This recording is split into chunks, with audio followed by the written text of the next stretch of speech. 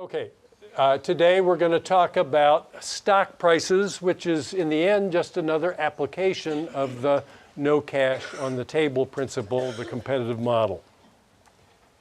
What's a stock? It's a claim to ownership in something, but ownership of what exactly? It's a claim to a share of the present value of a company's accounting profit stream.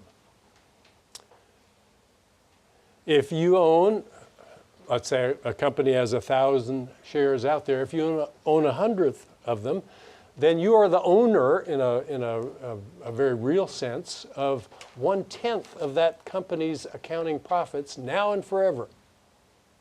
As long as the company exists, you will be the owner of that profit stream. That doesn't mean you're going to get anything necessarily. It's always uncertain whether a company will survive, or if it does survive, whether it will earn enough in accounting profits to make the price you paid for the stock a reasonable purchase. There have been people who didn't get any return from stocks that they bought. If you bought stock in the company that launched the Titanic, you had every reason to be optimistic. It was the unsinkable ship that was going to carry many hundreds of thousands of people back and forth across the Atlantic at premium prices. You were going to make a boatload of money, you thought, but you didn't make any money. Not only that, you lost every cent you invested in the stock you bought. So that's the worst outcome. You can't lose more than you paid for the stock, but you can lose that much quite easily. Okay, to value a stock correctly, we need to say something about the time value of money. I feel like I risk insulting some of you by saying what I'm about to say, but I will say in any case that I hear conversations among second-year students that indicate to me that they do not understand the concept of the time value of money. You do not want that to happen to you. If you're in an interview, if you're talking to somebody at a meeting of people from different companies, and you reveal by something you say that you don't understand the concept of the time value of money, probably you won't get a job offer in the future from that company. It's a basic concept. If you don't understand it, that's a serious betrayal of ignorance on your part. And yet, ignorance on this subject is not at all uncommon. We would want it to be uncommon, but it is not uncommon.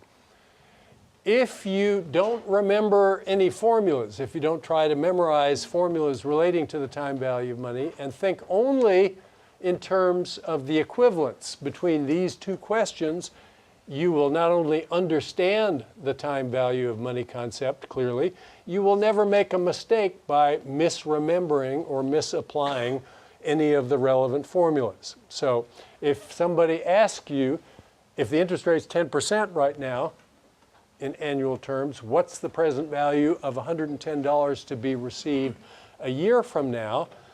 That's exactly the same question as if you had asked yourself, how much money would I have to put in the bank at that interest rate today to get $110 a year from now? Those are exactly the same questions.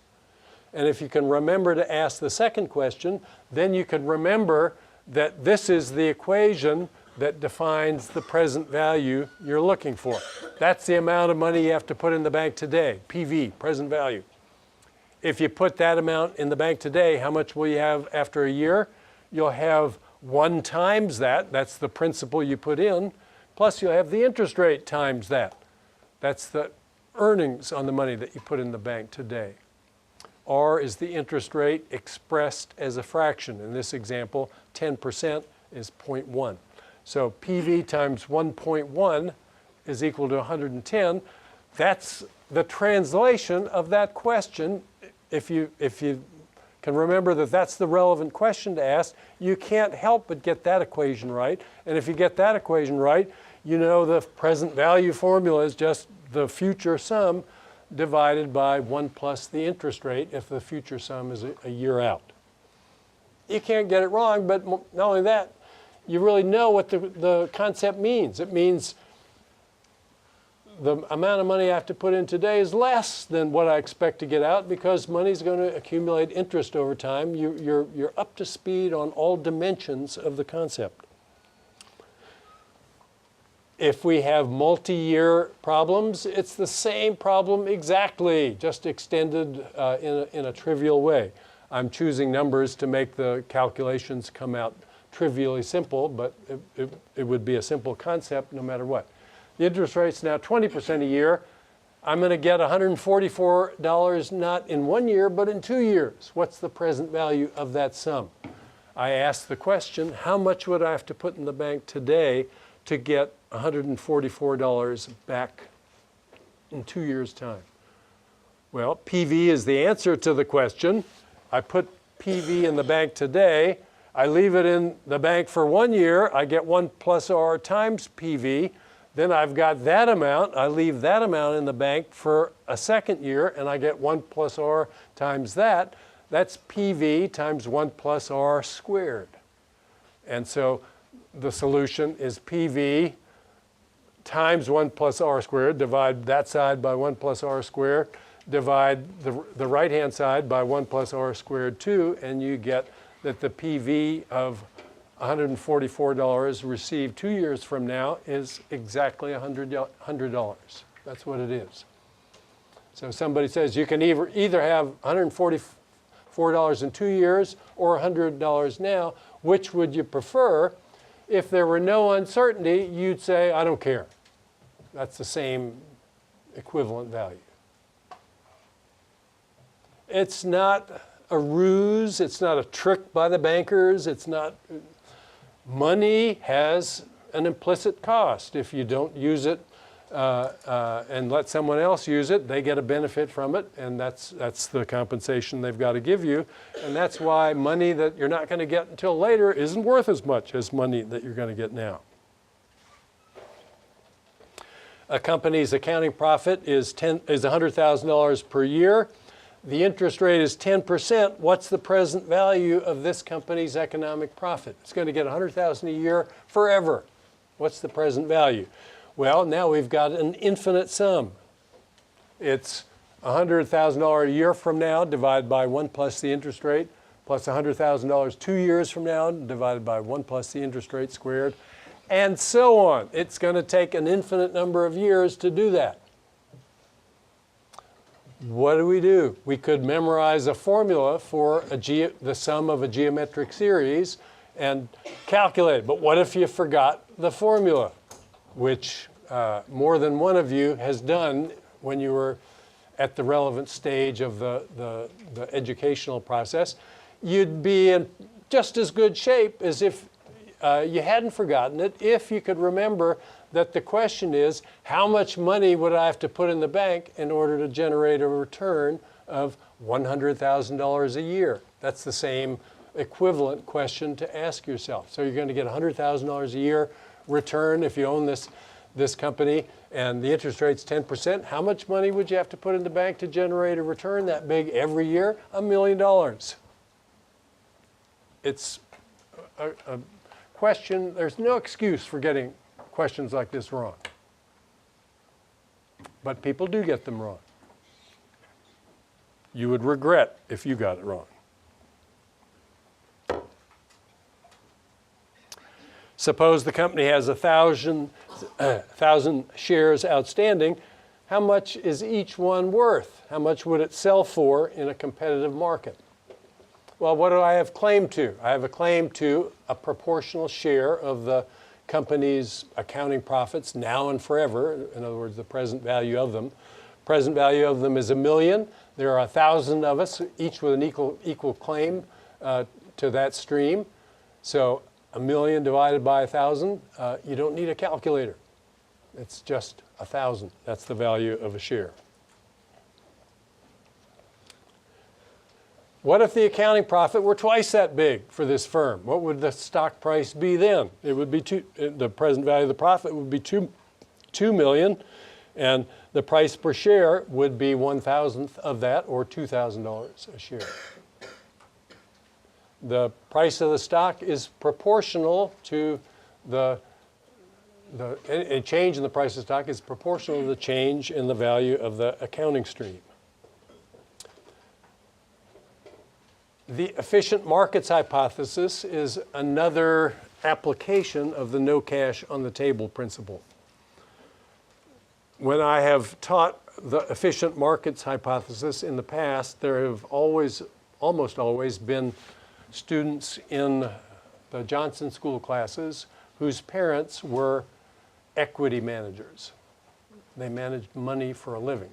And sometimes when these students went home and told their fathers, it was usually their fathers, not always, but usually their fathers, that we learned about the efficient markets hypothesis, often the reaction has been one of profound anger.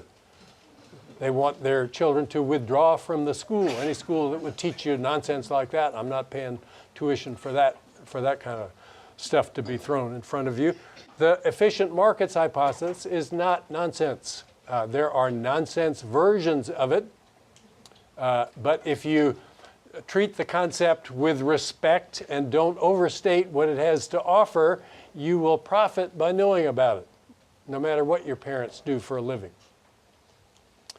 What it says is that at any moment, the market price of a firm's stock embodies all the relevant information that might have an impact on its current and future accounting profits. Now, literally, that can't be right, because we know that there are waves of optimism and pessimism that sweep through equities markets. Stocks can all rise 10% in a day or fall by that much. And so we know the accounting profits over the infinite horizon certainly haven't changed by precisely those amounts during instances of that sort. But it's well known that the information that's relevant for estimating those accounting profit streams and the present value isn't perfect. It's not completely shared across individual participants in the market. And so, of course, it's a rough approximation. The question is, do you know anything that would make you have reason to believe that you can do better than the market as a whole? And the answer in general to that will be no. Suppose the efficient market hypothesis were false. And to take a specific example, suppose we've got a company that's at work on a cure for cancer. If it makes a breakthrough, it's going to be worth a lot more than it is today.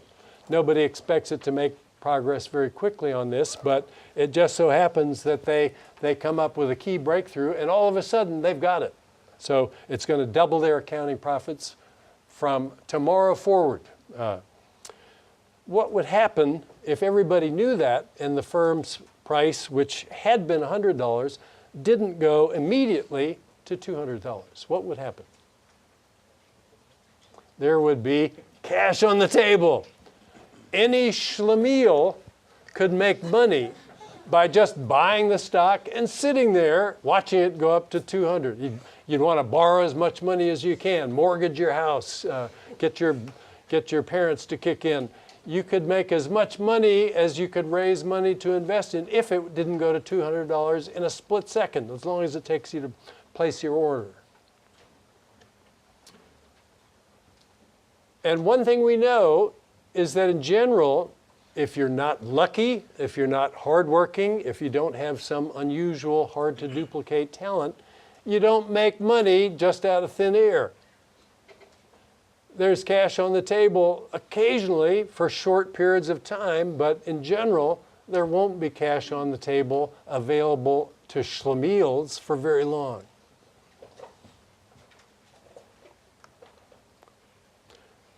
We reject the claim that someone with no talent, no luck, and no willingness to work hard could get rich just by buying undervalued stocks. There will be people, when you graduate, if they haven't approached you already, offering to manage your money.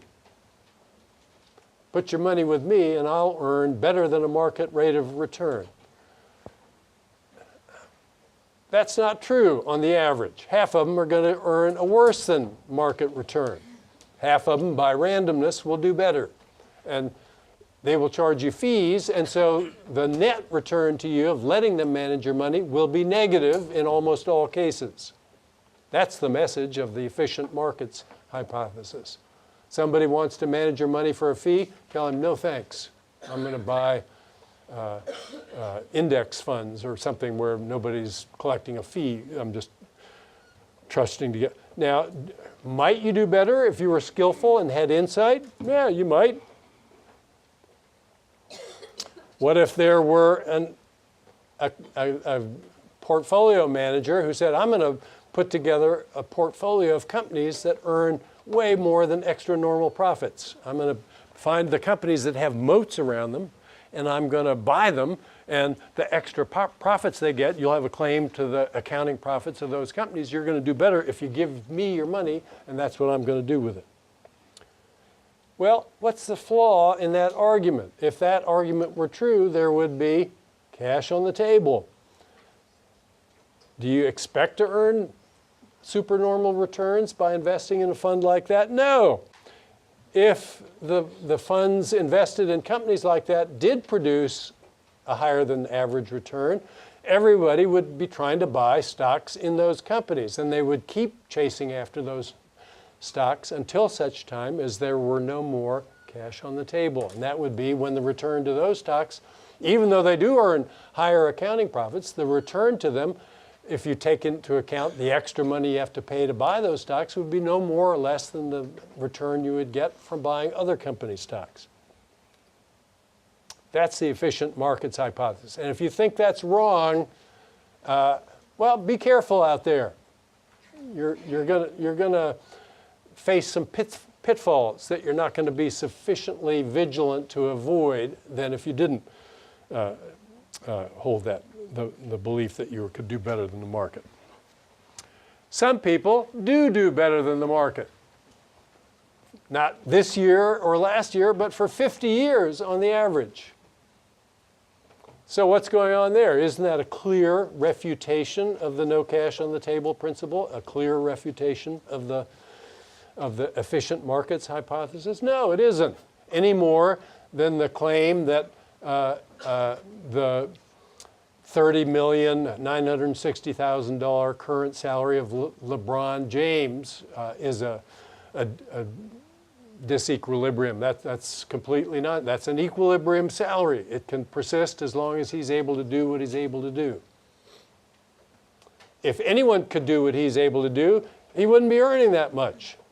Warren Buffett, what can he do? I don't know what he does. If I could do what he does, I would have retired years ago, probably. No, I probably wouldn't have. I could have retired years ago, and I didn't. So I would have. I don't know what I would have done.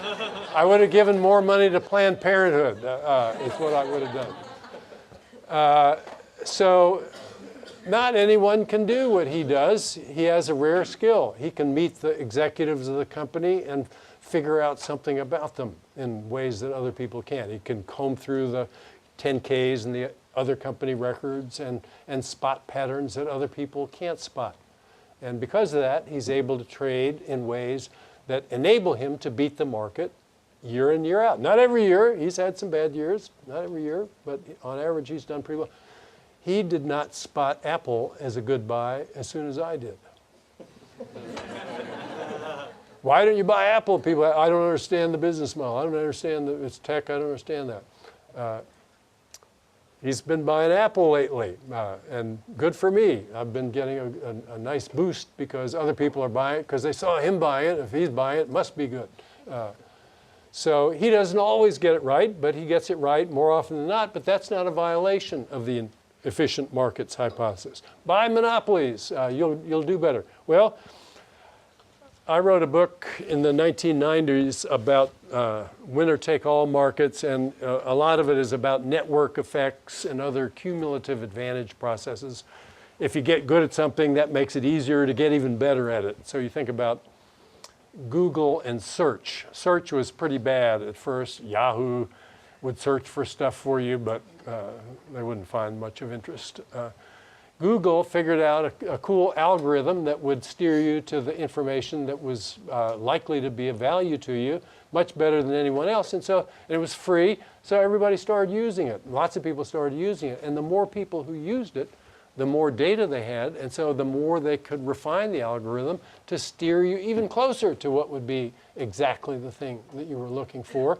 And then as more people realized that they were even better than they were before, more people signed up to search with them, and so they kept getting better and better. Now it's very difficult that anybody would challenge them in the search domain. There are other search engines. They've got to be differentiated in some way to have anybody willing to use them.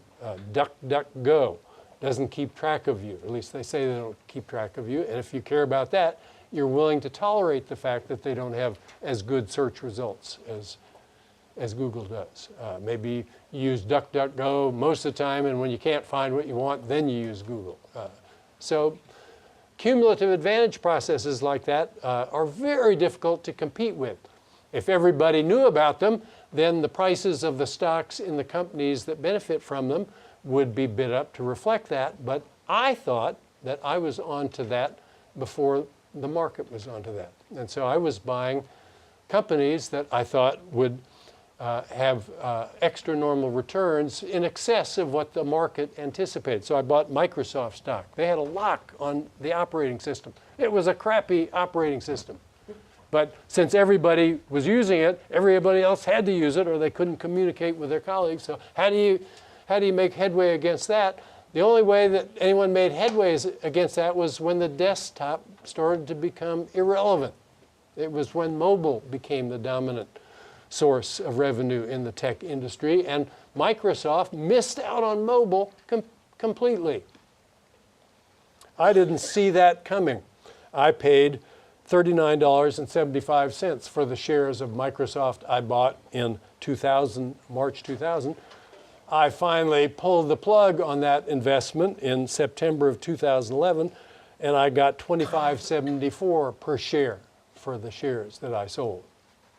And those weren't the only ones I got wrong. I bought shares in Nokia, thinking that, well, most people are going to own a mobile phone someday, and most people don't own one now, so Nokia is way out in the head, in front of the pack in its ability to produce those machines at scale and get them out there. I'm buying Nokia. Well, I lost almost everything I put into Nokia. So if you think you're smart, well, there are other people out there, they're smart too, and you're competing against them when you're competing in the market. I did buy Amazon early. I bought Apple fairly early. I've done okay with my cumulative advantage strategy, but it's no guarantee. And if you know about the efficient markets hypothesis, that ought to make you a little bit more humble than you would be if you didn't know about it. And that's all I can hope for as a parting message to you as you go out into this domain. Somebody wants to manage your money, it's probably not a good idea to pay the fee for somebody to do that. What's a perpetual bond? It's a bond that pays you the same interest rate forever. It doesn't come due. You can't ever redeem it. Well, what if I need the money? You can sell it, but it's an infinite bond. It's called a consul. So if you hear that term, that's what that means. So what happens if we've got a perpetual bond that pays $120 a year? How much would the price of it fall, or rather rise, if the interest rate fell from 10% to 5%? If you memorize formulas, you might get confused. But if you think about this in terms of the question I put before you at the outset, you're never going to get something like this wrong. How much money would I need to put in the bank to generate a return of $120 a year if the interest rate were 10%? $1,200. You don't need a calculator. If the interest rate were 5%, how much money would I need to put in the bank to generate a return of $120 a year? $2,400 a year. The interest rate falls, the price of the bond goes up. Bond traders know that. They've been doing it for years. But what if you were out there in an interview and you didn't know that when the price of when the interest rate fell, the price of a bond went up? If you had that question in mind, you have to know that. You can't not know it. It's just unmistakable consequence of asking the right question. Okay. I have time to review some questions of the sort that will be on your midterm. These questions are ones that students get wrong in different frequencies. Some I think, would be judged to be easy by the fact that most people get them right. Others you would think would be easy and expect most people to get them right, but a surprisingly large proportion of people don't get them right. I think the last one I'll have time to consider is one that most people got wrong the first time I gave it. And not only that, when I explained what the right answer was in class after the test, there were at least 10 people in each section who were sure that my claim about what the right answer was wrong, that I didn't get the right answer. They thought they had gotten the right answer and had been unfairly denied credit for their insight. They were wrong about that, but it was a very difficult thing to persuade them that they were wrong about that. And so I have cooked up a detailed example that I think makes it unmistakably clear what the right answer to the question is, and it will be just the one I said it was. So if your instinct tells you that the proposed answer that I'll offer for that question, it's I think the last one I'll have time to talk about, is wrong, try to be patient for a minute until I have a chance to show you the example that I think on reflection ought to persuade you that the answer I've suggested as the right one is in fact the right one. But that's at the end of our discussion this hour. Okay. Sometimes when we talk about complements and substitutes, we think about them in terms of familiar use cases. So if I said ham and eggs, what are they? Are they complements or substitutes? What would you say? You'd say they're complements. Why would you say that? Because at least in this culture, I don't know elsewhere in the world, it was long the custom that they were eaten together at breakfast time. They were thought to go together. They were complements. There's no logical reason that says they have to be complements. Suppose you're just on a budget and you need to get protein. The price of eggs goes up. You can't buy eggs as cheaply as before. Might you switch to ham as an alternative way to get protein? Of course, that's totally logically consistent as a behavioral response.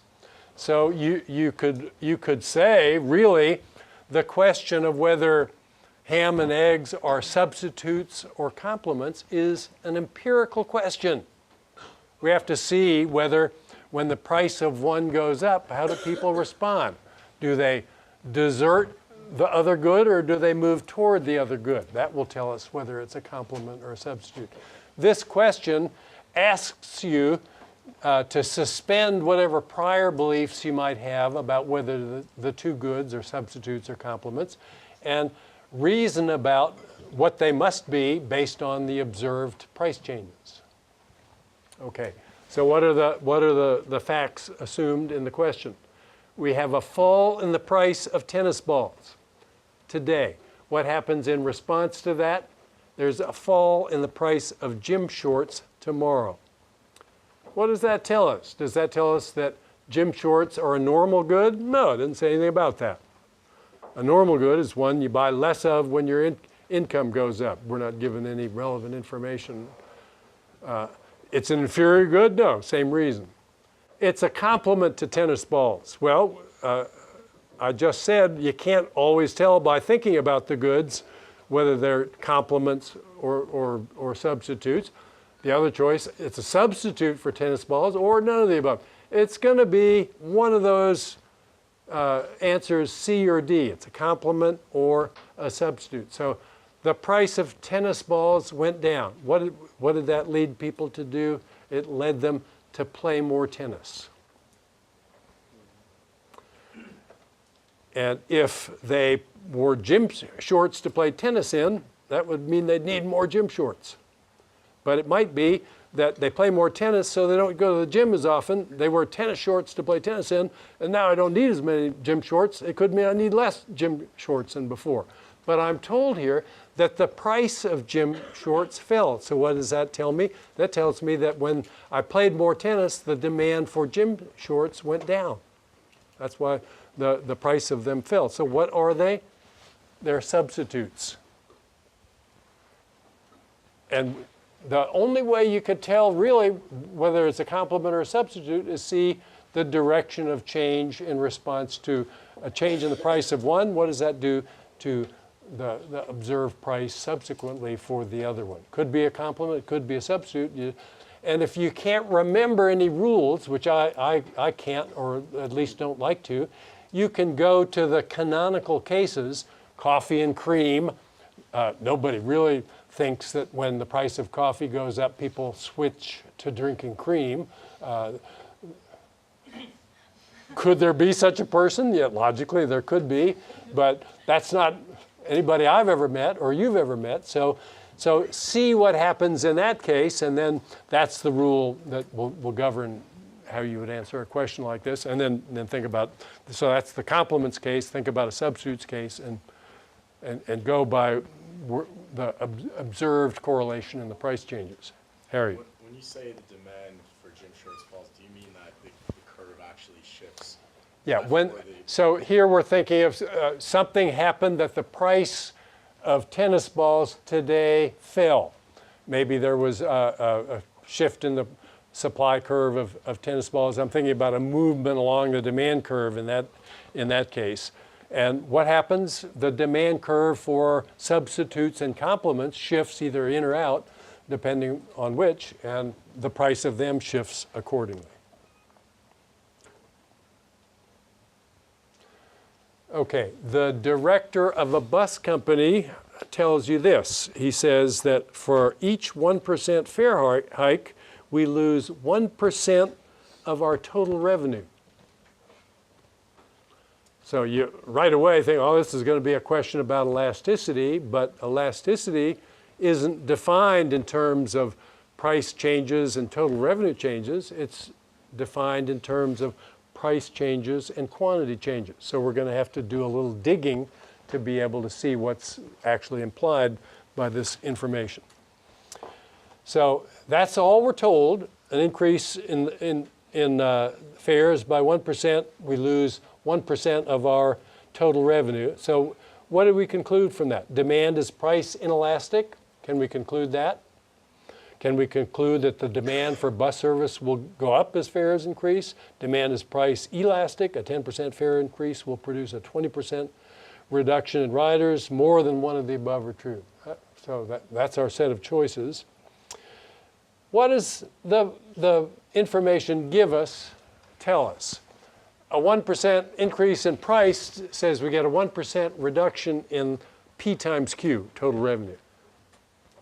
The A choice is demand is inelastic. Well, when price goes up and demand's inelastic, what happens to total revenue? Goes up. So A has to be false, okay? Demand for bus service will go up as fares increase. I ought to have a new grading scheme. Anybody who circles that should get -3, not -1. If you circle that, you're saying demand curves are upward sloping. And that's a more serious error than missing a question about the elasticity of demand implied by these numbers. Demand is elastic. Hey, I like that. I mean, if I didn't like A, I gotta like C, unless the implication was that elasticity was 1, and in that case, price times quantity would have stayed the same, which it didn't. So I think C is true. So to answer the question, I just have to determine whether D is true. If it is true, then I've got to pick E. If it's false, then C is the correct answer. Okay, so let's suppose that D is true. What does that imply? D says a 10% fare increase will produce a 20% reduction in prices. That was probably not the best way to word the D choice on this test question. I should have said a 1% fare increase will produce a 2% reduction in riders.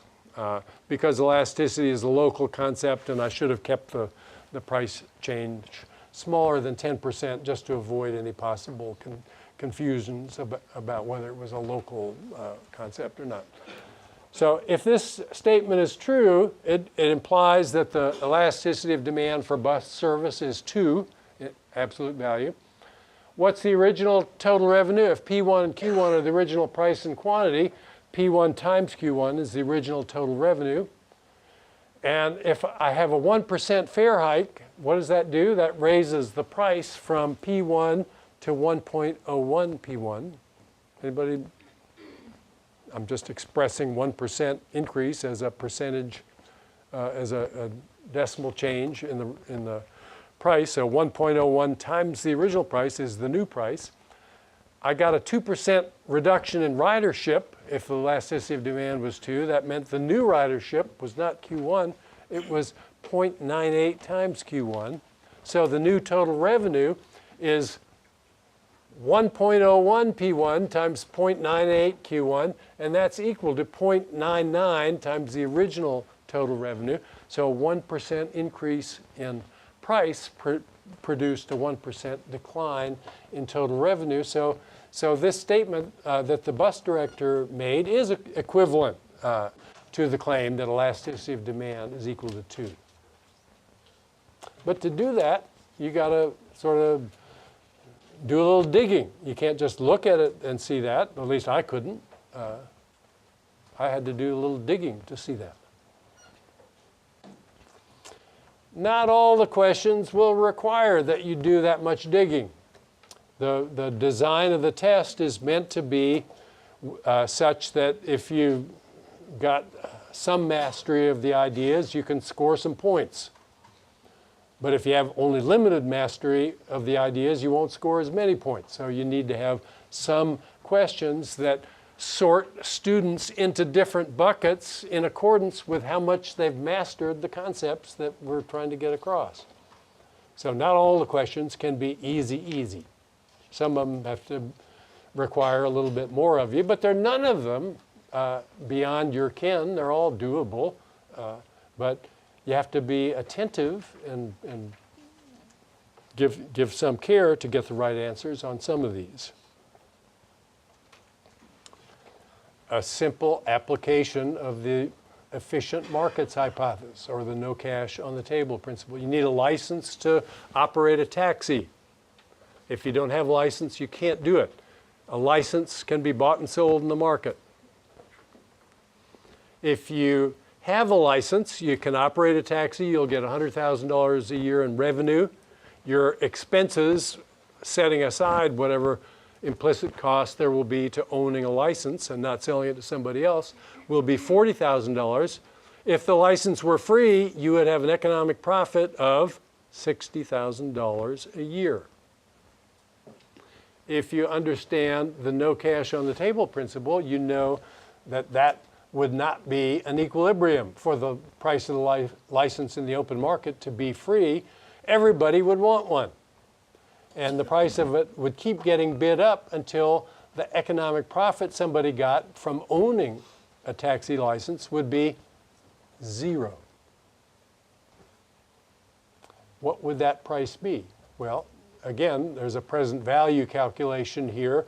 The license commands an infinite stream of accounting profits of $60,000 per year.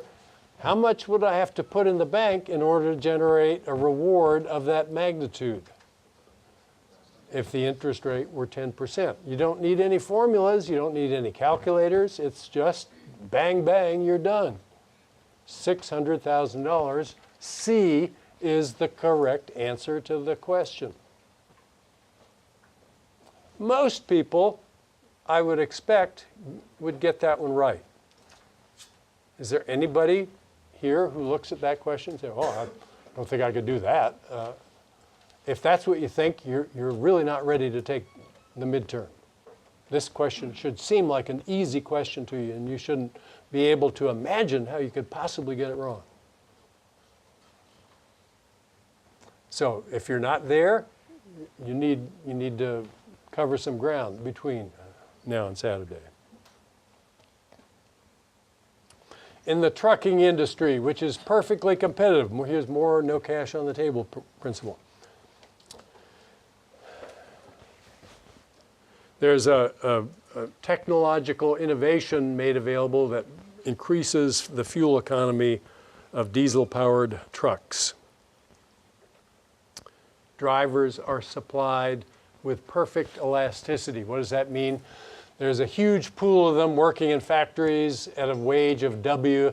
If the wage goes above W in the trucking industry, they'll quit factory work and work in the trucking industry, and they'll keep moving in that direction until the wage gets down to W in the trucking industry. If the wage ever falls below W in the trucking industry, where W is the wage in the factory work, they will leave trucking and keep leaving until the wage is bid up to W in the trucking industry. So that's the logic of the invisible hand model here.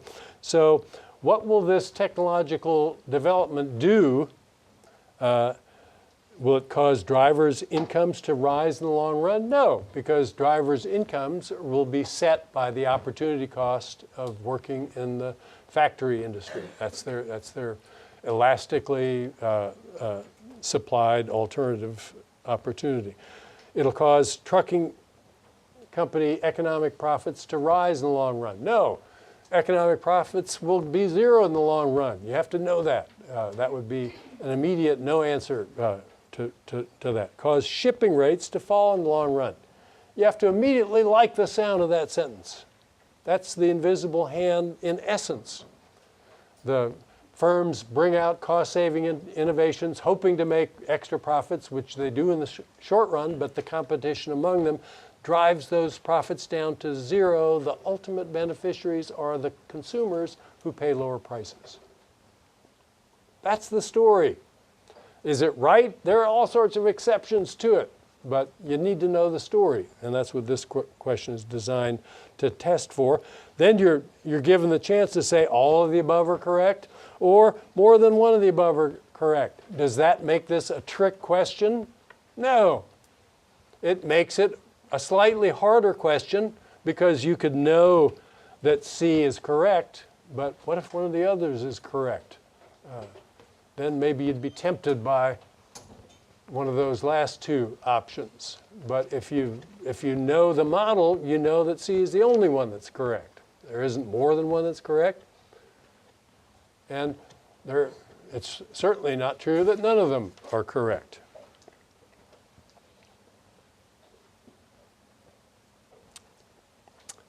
Questions about this one? Not too many people get this wrong, but a non-trivial number are getting this wrong. Here's one where you get full credit if only you know the definition of the terms involved. That's all you have to know to get full credit. Many people get this wrong. How would you feel if you missed a point on the midterm because you didn't know the definition of basic terms that you were responsible for? That would be, I think, an example of poor preparation. You don't have to miss points on questions like this.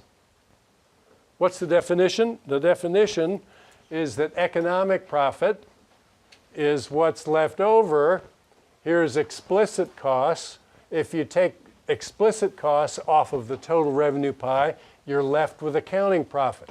And accounting profit has two components. It's the normal rate of return, the implicit cost of the resources supplied by the owners of the firm, plus anything above that.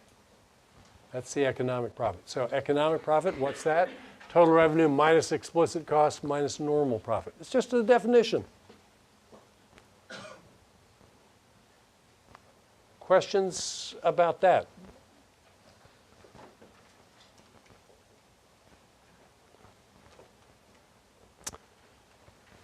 There will be questions, I predict, about this one. empirically, I can say without fear of contradiction that this is the hardest exam question I have ever given to my introductory economics students. The proportion of students who got this right when I gave this question on a midterm was so low that somebody might reasonably have demanded that I turn in my teaching credential. I claim to be teaching students economics. They can't answer a question like that at a higher rate than 2%, then you're not teaching them economics. Isn't that sufficient evidence for you? And I guess that's a fair question. I think that I didn't do a good job of preparing them to answer this question, so I'm going to try to do a better job of preparing you to answer questions like this. But the answer to the question, I think, is clear and unambiguous. When I explained what the answer was to this question, I had then, as now, 3 sections. In each of the sections, there were, I would say, a minimum of 10 people, most of them men, not just men, but most of them men, who were sure I'd gotten it wrong, even after I explained what the correct answer was. And they were resistant to any attempt I made to explain to them why, no, actually it was you who was wrong about this. So let me ask you to set aside your impulse to be skeptical about whether I know what I'm talking about in this context, and just let me ask you to consider the possibility that the answer I say is right actually is right. And I'm going to use the wisdom of hindsight to offer an argument that I think would persuade any reasonable purpose to believe that I'm right beyond the shadow of a doubt. Okay, so that's a lot of preamble, but here we go. So we got 2 telephone plans. You're an ordinary consumer. We don't want to assume anything heroic about you. And we're going to make some statements about such consumers, and the task that you have in the question is just to decide whether they're right or wrong, true, false. So there are the 5 statements. I'll think about them in order. So the first one says, the AT&T plan is more likely to appeal to people who you make relatively few minutes of long-distance calls. Well, the AT&T plan, what's that plan? It has a high monthly fee, the low per minute charge. The other one has a it has a low monthly fee relatively. The other plan, MCI, has a higher monthly fee and a low per minute charge. So the first statement says, the AT&T plan is more likely to appeal to people who make relatively few minutes of long-distance call. Right or wrong? Right. You got to like that statement. It doesn't say there couldn't be a weirdo out there who would choose differently. It just says likely. All you have to you don't need to make any heroic assumptions to feel comfortable saying that's true. I think that's, if you think I didn't mean for that to be true, then I would feel awfully nervous coming into an exam. You know, what on earth might he throw at me if he doesn't think that's true? I meant for everybody to think that was true. I didn't mean for that to be one you'd have to scratch your head about and fret about. The monthly charge is high on the one, it's low on the other. The per minute charge is in the reverse order. Who's the AT&T more likely to appeal to? The one who doesn't make many calls. And the B statement is true for the exactly parallel reason. That's the one that's going to appeal to people who like to make lots of calls. Okay? So, uncontroversial. A is true, B is true. C, what about it? If we take somebody off of the MCI plan, never mind why they were on it, we just take them off it and we say, now you got to do the AT&T plan. That person is likely to respond by making fewer minutes of long-distance calls. True. That's so unambiguously true, it hurts. So you should not be fretting about whether A, B, and C are true. They are just true, and you shouldn't spend any more time thinking about them. If you know about anything we've talked about in the course involving costs and benefits and trade-offs, you know those three statements are meant to be true by the instructor. The instructor would have to be crazy if he didn't intend for you to think that those statements were true. All right. Statement D, a rational person will choose the MCI plan only if it results in a smaller total phone bill than the AT&T plan. That statement is false, as I will try to explain to you, but most people, the first time I gave this question, thought it was true. And so they chose answer E, which says exactly 3 of the above statements are true. No, all 4 of the above statements are true. So that's the false statement. Remember, you're looking for the statement that's not true. That's why I put not in capital letters and bold, because normally you're looking for truth statements. I wanted to warn you not to be looking for true statements. You're looking for a false statement here. And they thought they had found one. They thought E was false. And it would be false if this was true, which they also thought it was. They were wrong about D, and that's why they chose E. Now, is this question got a little bit of a twist to it? If you don't understand logic, you might not be able to sort through, all right, what do I do now? But, you know, logic is a skill that it's good to have. You'll do better in life. You'll do better in the marketplace if you have some logic under your belt. You'll do better in relationships if you have some logic skills. You'll do better reading literature. You'll get more out of it if you understand logic, at least to a certain extent. So yeah, it's hard to write a test that doesn't give you some credit for having logical skills. Yeah, maybe this is pushing it a little bit. Okay, so it's a harder question than the average question you would encounter. But the real challenge is to see whether D is true. If D is true, then this is the false statement. If D is false, then this statement is true, and this is the one you should circle. So think about a related question. I'm going to try to, how many of you think D is false? Never mind that I told you it was false and you're afraid to. Most people thought it was true. Here's a question that I think ought to shake your confidence if you initially thought D was true. I'm having a hard time thinking about what car to buy. There's a BMW 3 Series I could buy, and it's $48,000. I could get a Toyota Camry that's only $30,000. What should I do? If I'm rational, I ought to buy the cheaper one. True or false?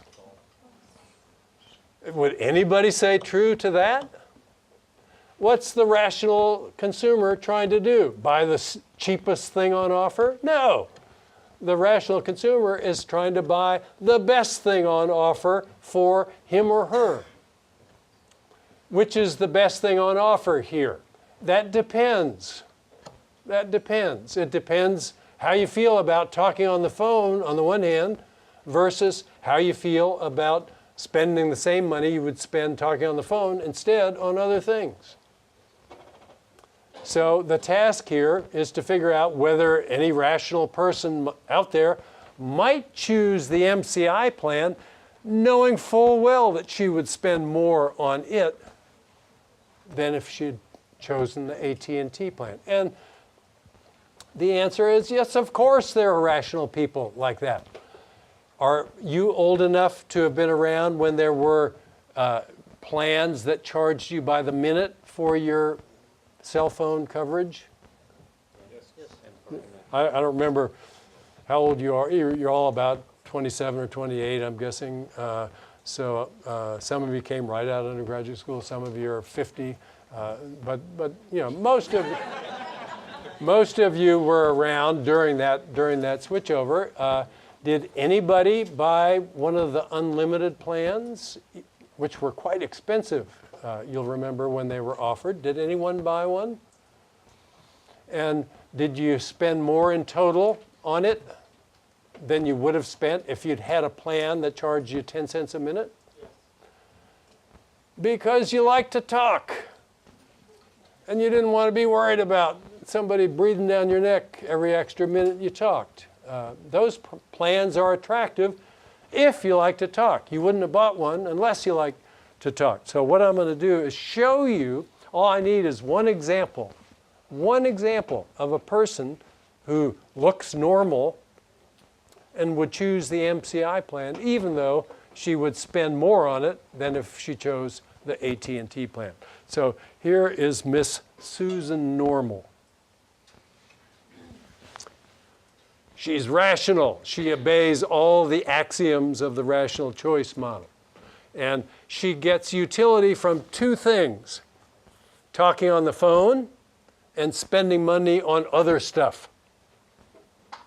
So it's really pretty general. I'm not making any assumptions about whether she likes horses or bicycles or fried food. Doesn't matter.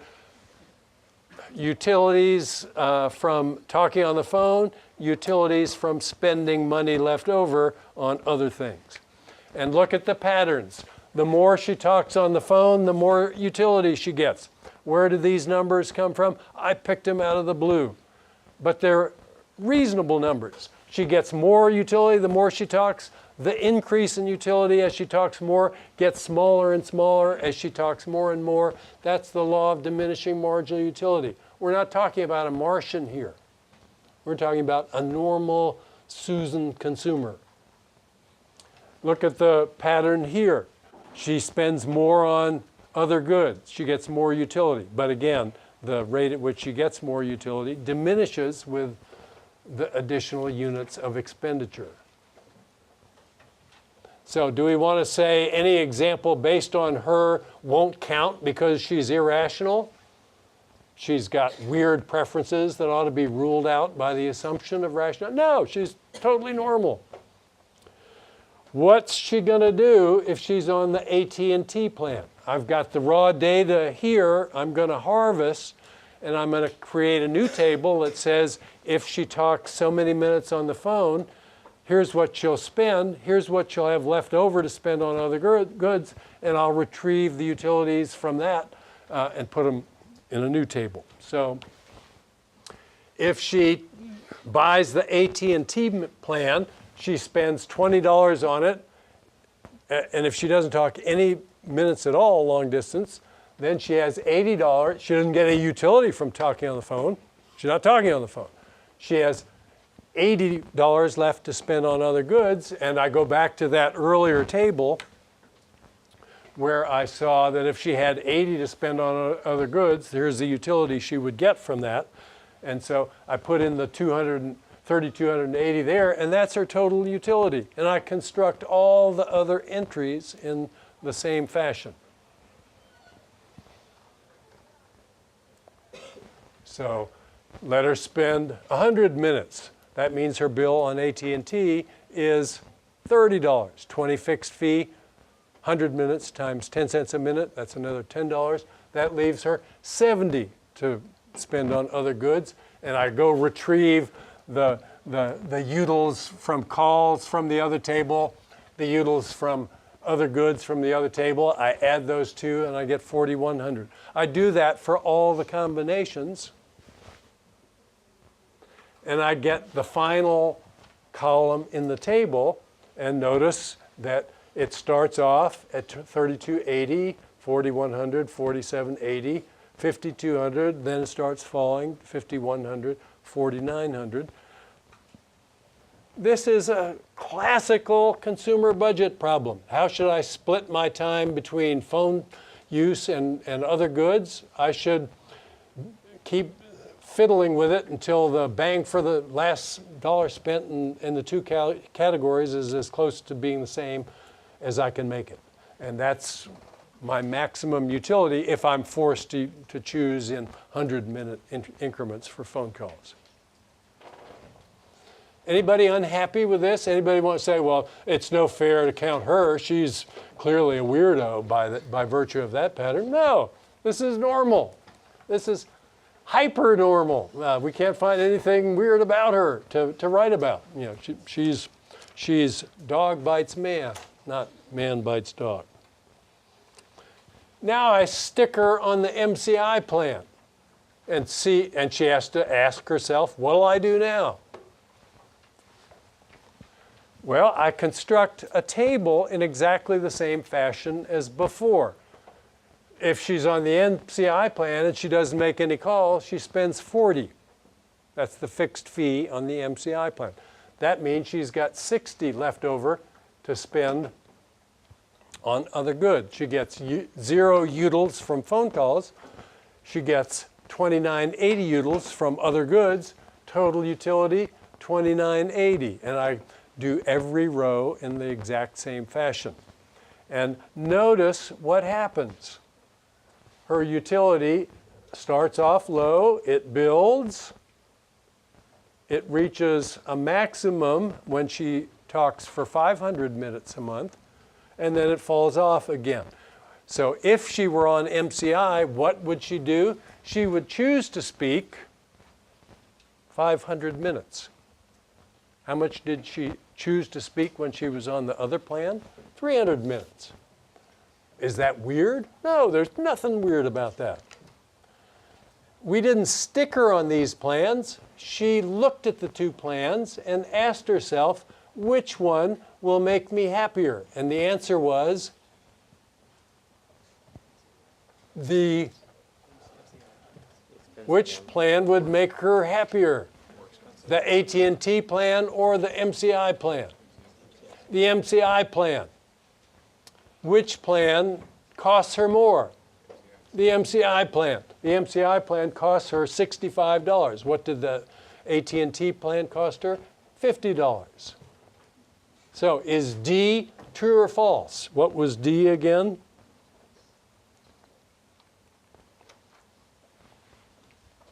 A rational person will choose the MCI plan only if it results in a smaller total phone bill than the AT&T plan. That is just false. This is a hard question. Yes. Maybe it's unfair because it's so hard. Yes, but don't come and tell me that the answer is wrong. In the first section, nobody told me the answer was wrong. I'm talking about this morning. The original experience was there were at least 10 in each section that came up and insisted I was wrong. One person in section 2 insisted I was wrong. I had a lengthy discussion with him, and I said, let me just ask you to go think about it some more, and then we'll talk further. There's no way you can get to a conclusion that this statement is anything other than false. It is false. Does the person who can fight his way through this question and get the right answer deserve special credit? I would say absolutely. That's the person who's gotten way out in front of the process. And if you got 4 questions wrong, but you got this one right, I'd probably figure out some way to give you some bonus points to reflect the fact that you'd fought your way through this, unless you were just lucky. I would have come to the same conclusion using a different reasoning. Okay. So I would have said that choice D does not consider implicit cost. It would be a very inconvenient provider. The sign-up process would be very inconvenient. As this is formulated as will choose, not as more likely, Yeah. I would have said that's the reason why. Is that also okay? Or would that be like In general, the implicit assumption that you're to make in these examples is that the differences that are relevant for the question are given, and you don't assume other extraneous factors that could be different that would. So I would say with that understanding, that wouldn't be, you could always come up with a contingency that would make a rational person choose one way or the other if you added other extraneous information to the question. But that's not what the question was meant for you to do. D would be true if you had changed it, if it resulted in a lower cost per utility point, right? Then you would take into consideration cost and utility at the same time. Okay, so somebody might choose the MCI plan even though she knew she was going to spend more on it. Would anybody choose the AT&T plan if she knew she was going to spend more on it?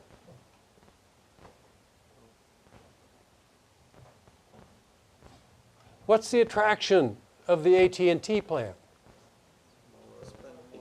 It's the low monthly fee.